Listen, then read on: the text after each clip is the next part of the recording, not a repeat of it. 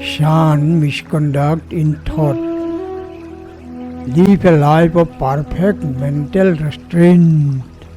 Dhammapad 233. Shun misconduct in thought. Live a life of perfect mental restraint. Dhammapad 233.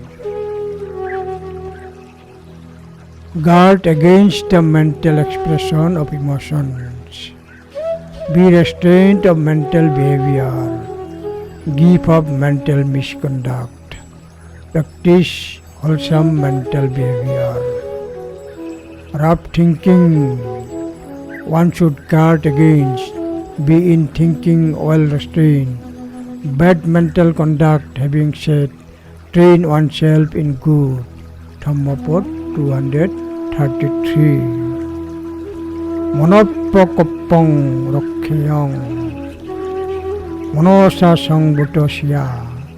Monodussarittong hitva.